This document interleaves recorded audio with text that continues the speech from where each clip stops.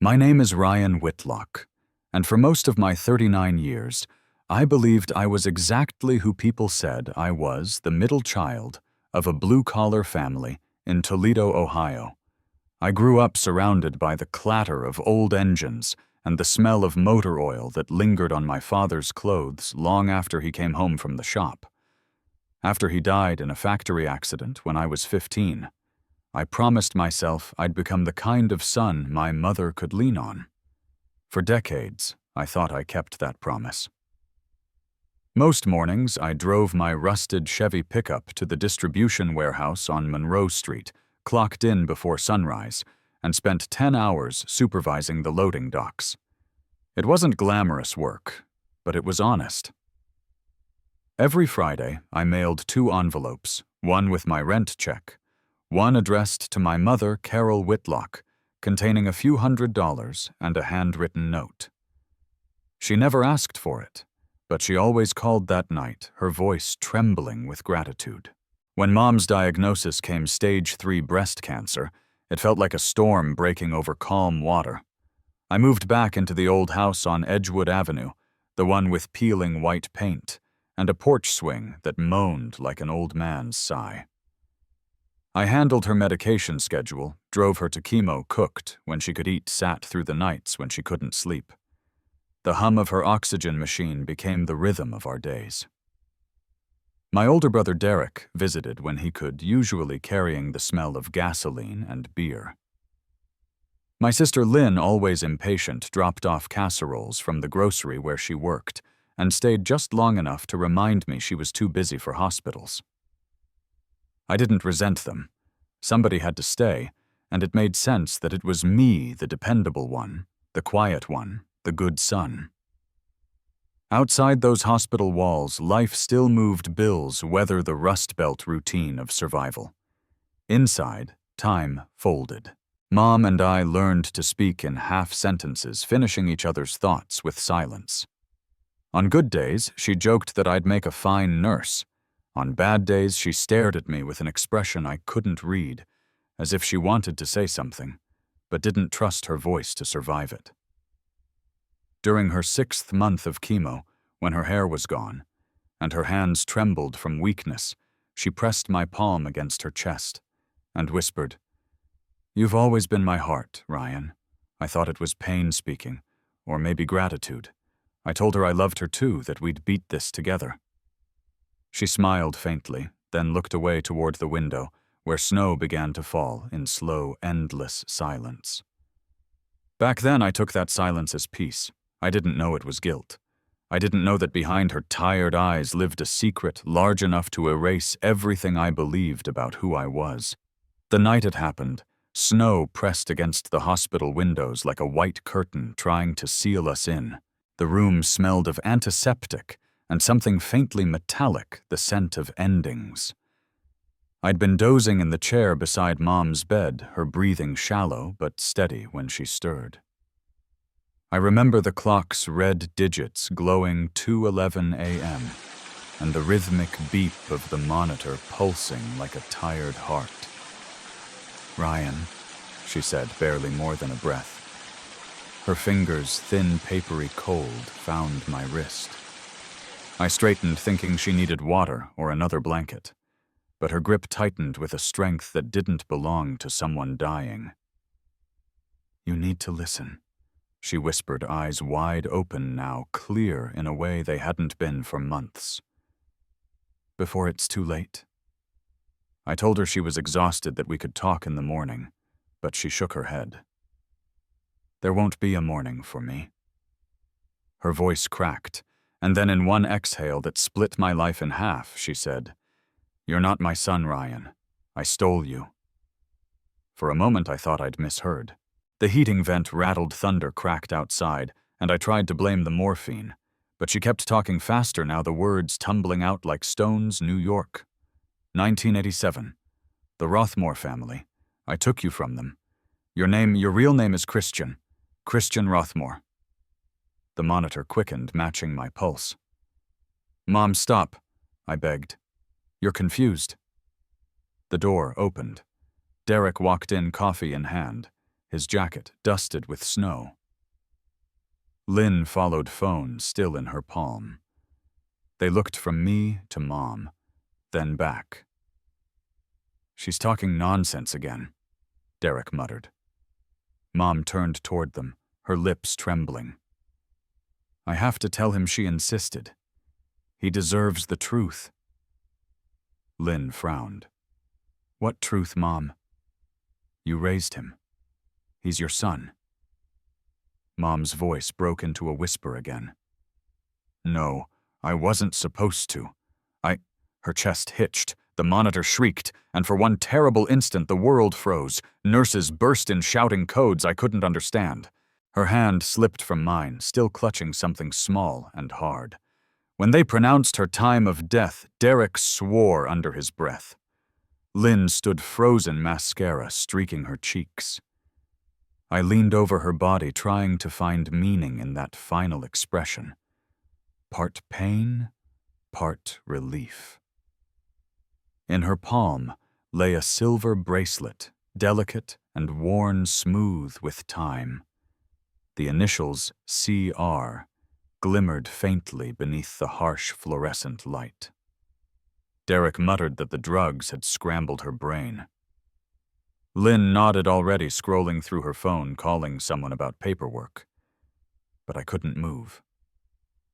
The bracelet felt heavy in my hand, heavier than truth itself. Outside, the storm kept raging wind screaming through the parking lot like something alive. I walked to the window and stared into the white blur, realizing for the first time that everything I'd built, every act of love, duty, and faith, might have been built on a lie whispered in the dark. I don't remember much about the hours after Mom died, just the sound of machines powering down, the dull thud of footsteps, the squeak of a gurney wheel. Grief, I've learned, doesn't hit like a wave.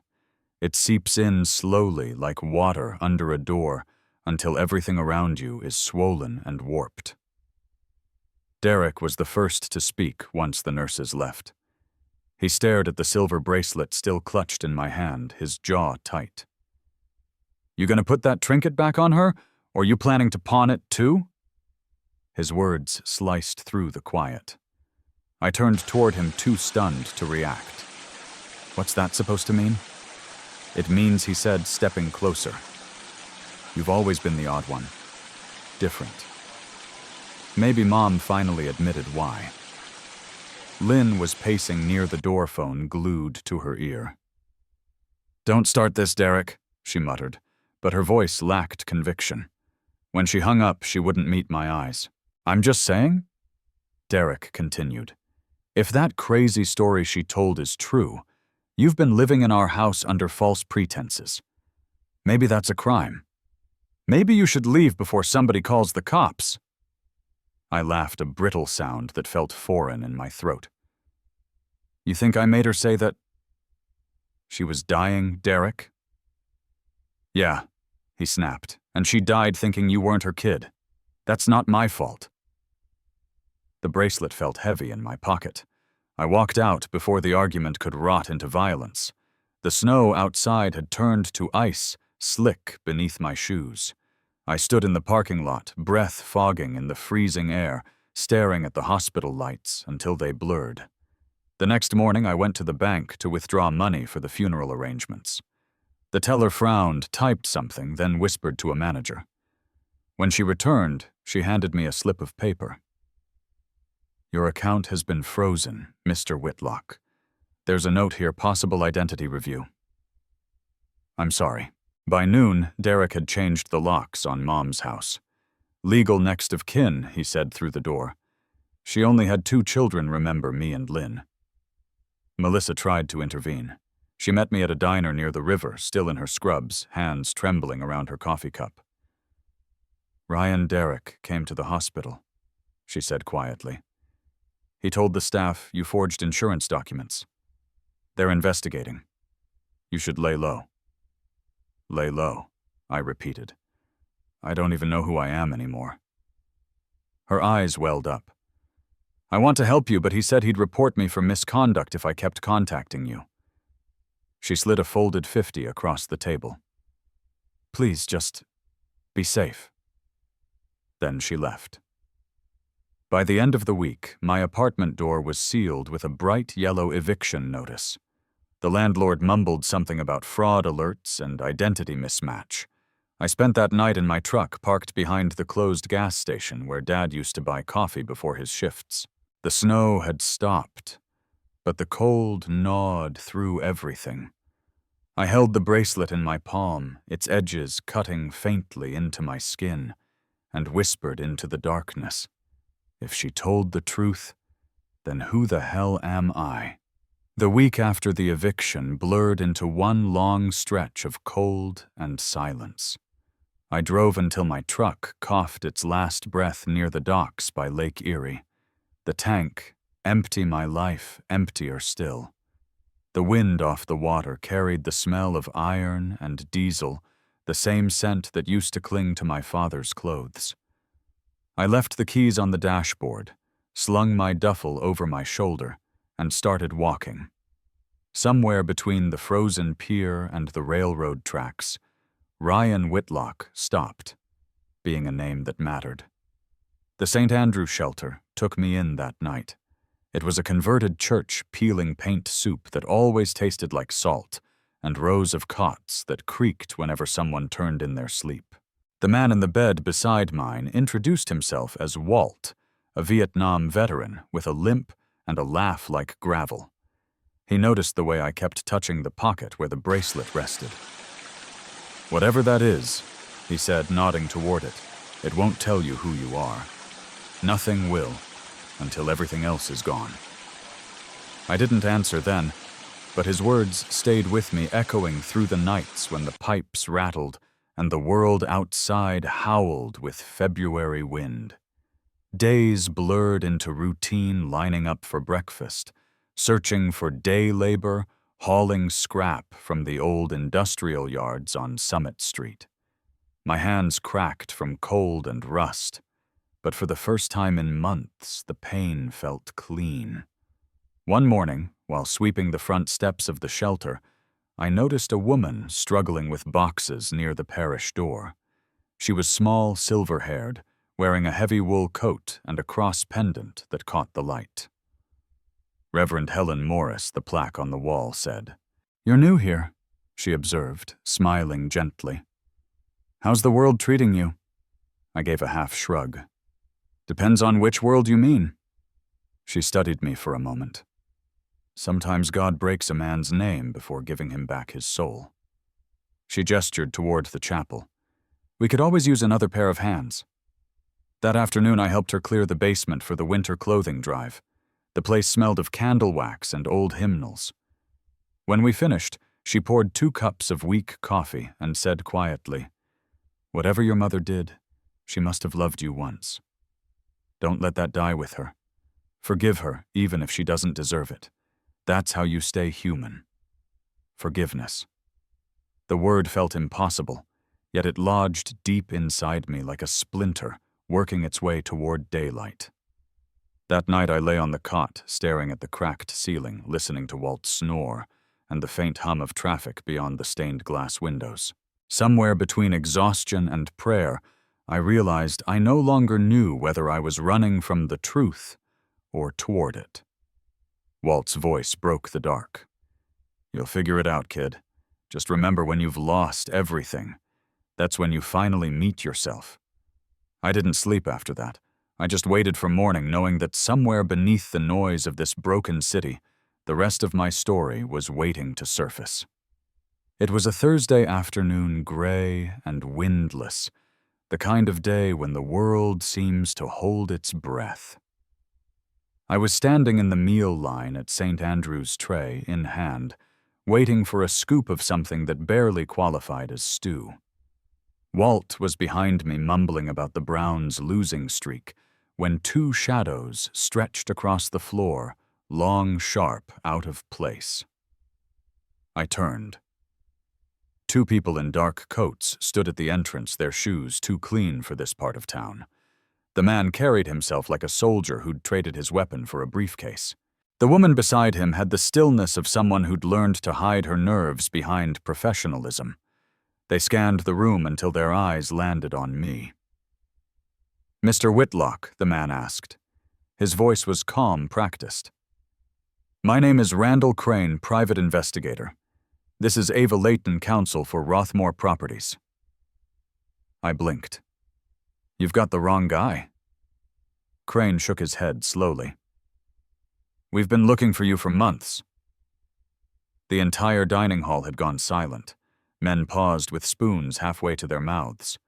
Walt leaned close and muttered, "Told you kid truth finds you when you least want it."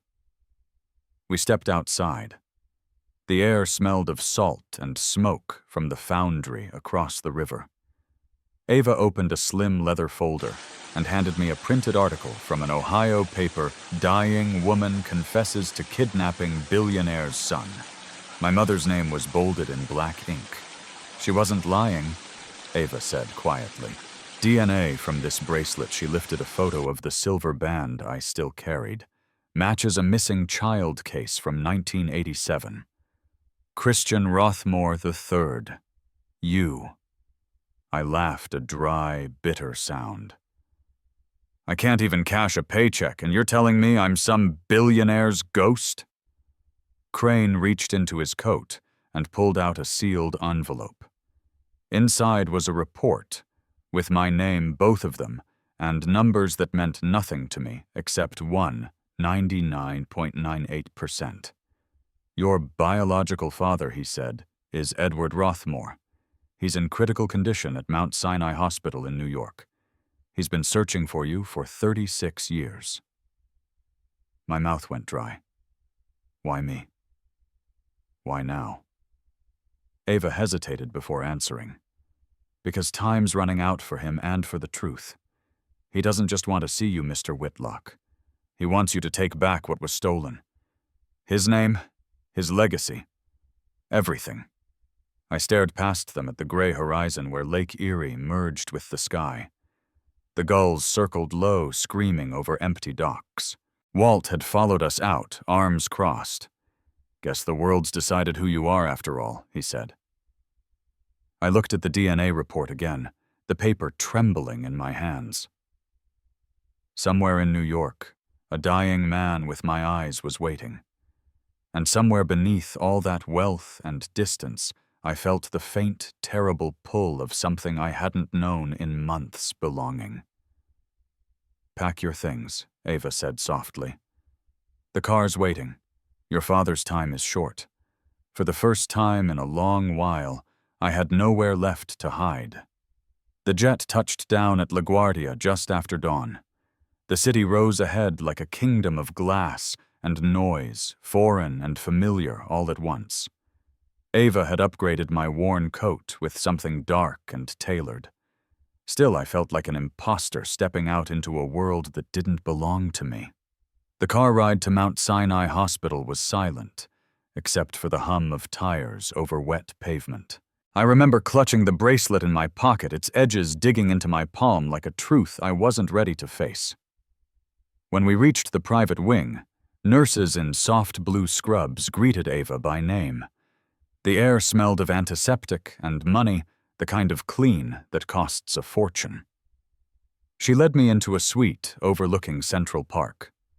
Machines hummed softly beside a large bed where an old man lay propped against pillows. Even before she said his name, I knew. The shape of his jaw, the faint green of his eyes, they were mine. "Edward Rothmore," Ava whispered. "Your father." He looked fragile, but when he opened his eyes and saw me, something fierce flashed behind them. "Christian," he said, his voice rough but certain. "I knew you were alive." I stood frozen. No words felt right. Finally, I moved closer, my throat burning. "My name's Ryan," I said. At least that's what I thought. He reached out a trembling hand. "You were stolen from me, by my sister." The word hit harder than I expected. Sister Edward nodded slowly, eyes glistening. Carol Whitlock was born from my father's affair with a housekeeper. He paid her mother to disappear. But Carol found out. She came to me years later begging for recognition. I offered her help, but she wanted blood proof she belonged to the family. I didn't see how deep her bitterness ran. His breathing grew shallow. In 1987, she worked for us under another name. My wife, your mother, trusted her completely. One night during a gala, she took you from your crib. We searched for years. The room felt suddenly smaller, every breath heavier. She wasn't just desperate, he continued. She was organized. He motioned weakly to Ava, who handed me a small, leather-bound notebook wrapped in tissue. Inside were names Linda Marie Susan and dates spanning nearly a decade. She wasn't alone, Edward said. There were others women she recruited.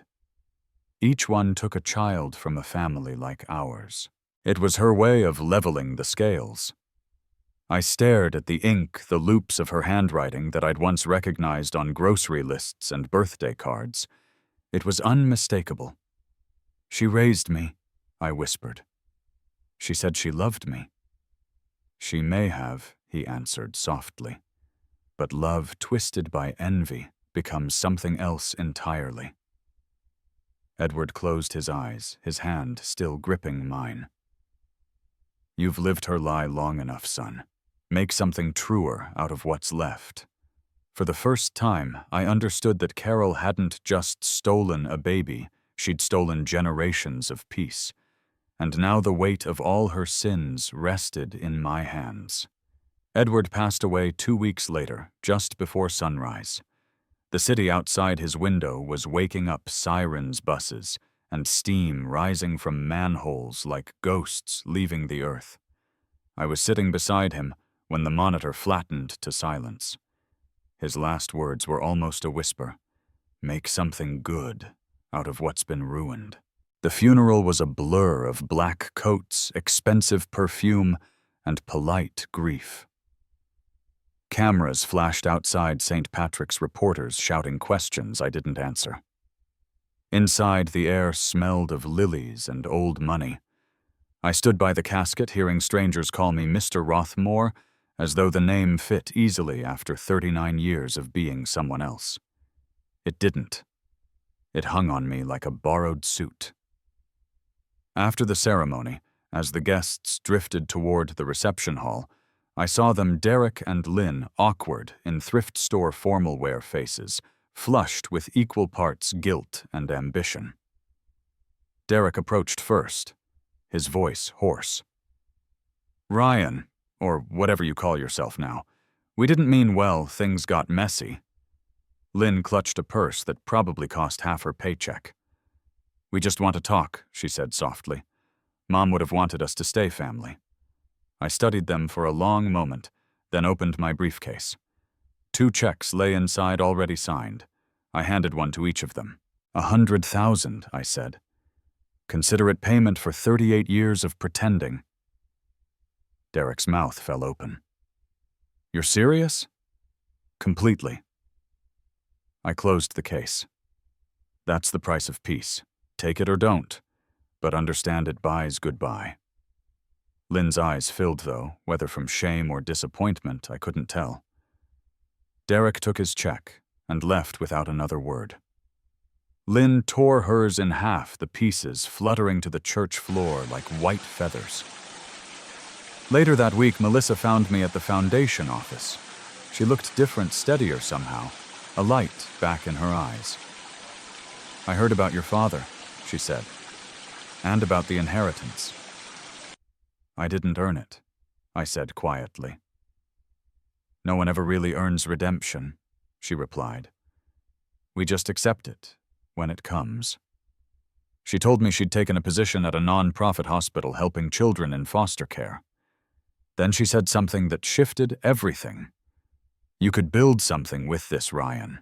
Not for yourself, for the truth your father never found. That night in Edward's study, I opened his safe to store legal documents.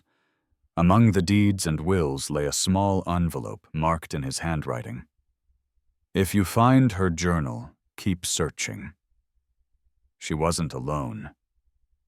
I sat for a long time, staring at those words, the rain tapping against the tall windows like an impatient clock. Carol's journal. The one that had led Edward to uncover the other kidnappings wasn't just history. It was unfinished business. By dawn, I knew what I had to do. The Rothmore fortune wouldn't be my reward. It would be my weapon, the means to find the other stolen lives my mother's bitterness had scattered across decades. I wasn't just inheriting wealth. I was inheriting a reckoning. I launched the Carol Initiative 6 months after the funeral. The name unsettled some people at first, using the woman who caused so much pain as the emblem of a search for healing, but it felt right. We can't rewrite the past by erasing it. We redeem it only by facing it head-on. Ava became the organization's legal director. Walt, who'd left the shelter and now lived in a small apartment near the docks, insisted on helping. "You'll need someone who knows what the world looks like from the bottom," he said, smiling through the smoke of his ever-present cigarette. We started small, a single office above a diner in Cleveland, one donated computer, and a handful of names copied from Carol's notebook. Within weeks, the scope grew beyond anything I imagined.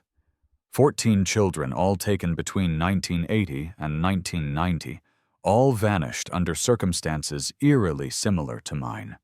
Some were presumed dead, others simply lost in the system. Piece by piece, through DNA tests, public records, and the stubborn persistence of grief, we began to find them. Each reunion carried its own flavor of pain and grace.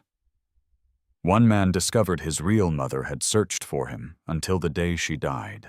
Another woman, raised in poverty by the nurse who stole her, met the brother she'd never known existed. I attended every meeting, every trembling hug, every hesitant, "I remember you." Each story stitched something inside me back together, even as it tore open what I thought had healed. The media caught wind of our work. They called me the billionaire who found his way home. The phrase made me cringe, but if it brought attention to others still missing, I accepted it. I appeared on a talk show called Finding Home, sitting under studio lights that felt hotter than any confession booth. The host asked if I hated my mother for what she'd done. I told her the truth. For a long time, I did. Then I realized hate is just another chain, one more way to stay captive. Carol Whitlock stole a child, but she also raised a man who learned compassion the hard way. Maybe that's how grace works. It grows in broken soil. That Christmas Eve, I stayed late at the foundation office. Snow drifted past the windows, soft as falling ash. I turned off the lights, but before leaving, I glanced toward the glass. For a second, maybe only a trick of reflection, I saw her there. Carol standing outside in the snow, her face calm, eyes clear of the torment I remembered. She smiled once, almost shyly, and then she was gone. I stood there, the city quiet around me, and whispered into the cold, "You took me for greed. I save others for gratitude. And maybe, just maybe, that's enough to forgive us both." Outside, the snow kept falling, erasing footprints, softening every edge. And for the first time, the past felt still. If this story touched your heart, or made you reflect on family forgiveness or second chances, I'd love to hear your thoughts in the comments below. Tell us where you're watching from. Every story connects us across miles and generations. Don't forget to subscribe to Domestic Tragedy for more true, powerful stories that remind us even pain can lead to redemption.